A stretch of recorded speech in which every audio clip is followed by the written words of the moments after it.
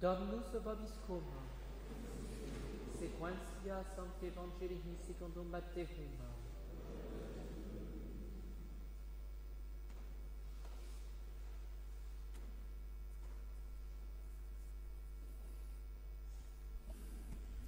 En ce temps-là, Jean, dans sa prison, entendit parler des œuvres du Christ, et il envoya 2 de ses disciples lui demander « Es-tu celui qui doit venir, ou devons-nous en attendre un autre ?»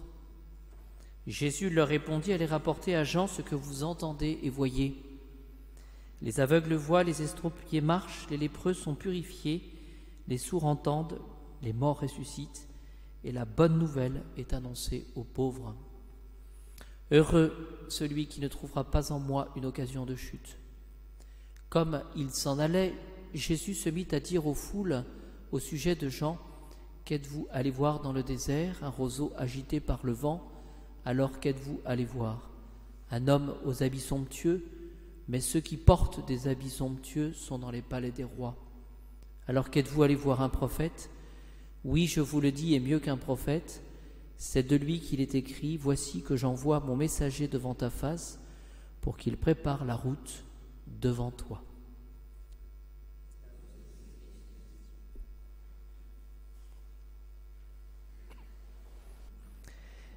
Nous réciterons à l'issue de l'Alma Redemptoris Mater la prière pour les prêtres.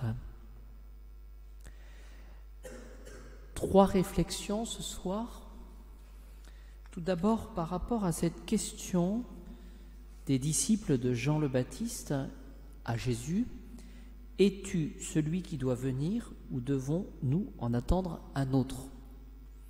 Cette question, je le disais précédemment, montre que Saint Jean-Baptiste, dans sa prison, n'a pas ou plus la certitude que l'enseignement et les miracles de Jésus étaient la caractéristique du Messie. Voilà, il a un doute par rapport à cela.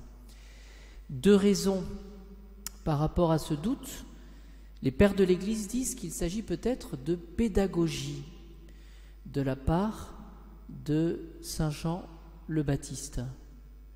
Tout d'abord pour manifester les miracles de Jésus, voilà, pour que les disciples puissent justement s'interroger sur la nature des miracles qui sont opérés. Oui. Es-tu de celui qui doit venir ou devons-nous en attendre un autre? Quelle est finalement cette œuvre du Messie? On va le voir ensuite. Voilà. Peut-être, c'est ce que disent les pères de l'Église, il veut ouvrir les yeux de ses disciples au miracle de Jésus, voilà, pour qu'ils s'attachent à Jésus, et qu'ils puissent, les disciples. Et puis la deuxième raison, c'est parce que certainement que Saint Jean-Baptiste sentait sa fin prochaine.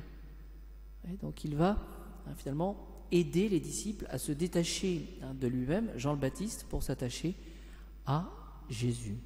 Voilà. Quels sont les miracles? Deuxième point, les miracles de Jésus.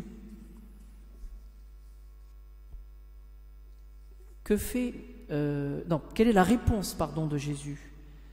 Voilà. Allez rapporter à Jean ce que vous entendez et voyez. Les aveugles voient, les estropiés marchent, les lépreux sont purifiés, les sourds entendent, les morts ressuscitent. Alors, ces miracles, ces aveugles, ces boiteux, ces lépreux, ces lourds, ces morts qui ressuscitent, il y a une dernière œuvre de Jésus dont il est fait mention, sur laquelle je voudrais m'arrêter ce soir. La bonne nouvelle est annoncée aux pauvres. C'est-à-dire qu'il y a ces guérisons, mais il y a aussi tout ce que Jésus fait pour l'intelligence. Voilà. La bonne nouvelle est annoncée aux pauvres. Les pauvres sont évangélisés. Que dit saint Jérôme par rapport à cela?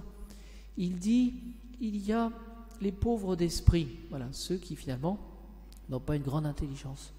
Mais il y a aussi ceux qui sont pauvres des biens de la terre. Voilà. Alors cela pose finalement, pour réfléchir, cette réalité de l'enseignement, de la connaissance du Christ. Et cela pose aussi le problème, évidemment, de l'ignorance. Le problème de ceux qui ne connaissent pas le Christ. Le problème, pour reprendre un petit peu ce que Notre-Dame disait à Fatima, de ceux qui iront en enfer parce qu'ils ne sont pas enseignés. C'est le problème, voyez-vous, de l'ignorance. Voilà. Alors, cela, voyez-vous, doit pouvoir nous concerner, nous. Est-ce que nous prenons le temps de nourrir notre foi? Est-ce que nous prenons le temps d'étudier, tout simplement, parce que nous confondons souvent à la foi avec un sentiment religieux, un petit peu une religiosité. Non, c'est pas ça la foi. La foi, c'est cet enseignement de l'Église, des pères de l'Église, de la parole de Dieu que nous recevons et que nous sommes invités aussi ensuite à transmettre. Voilà. Donc nous pouvons réfléchir aussi à cette réalité. Dernière chose que nous pouvons retenir aujourd'hui, c'est Jésus dit « Heureux celui qui ne trouvera pas en moi une occasion de chute ».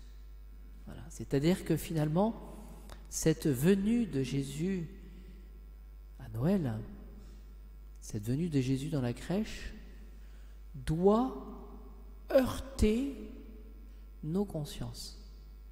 Voilà. Pour sortir finalement de nos certitudes, sortir de nos façons trop humaines de voir les choses. Quand je dis heurter, c'est-à-dire que cela doit susciter en nous l'interrogation. Comment puis-je changer? Comment puis-je grandir? Comment puis-je devenir saint avec cette rencontre de Jésus qui m'est proposée? Demandons au Seigneur cette grâce de préparer lui-même nos âmes à sa venue le soir de Noël.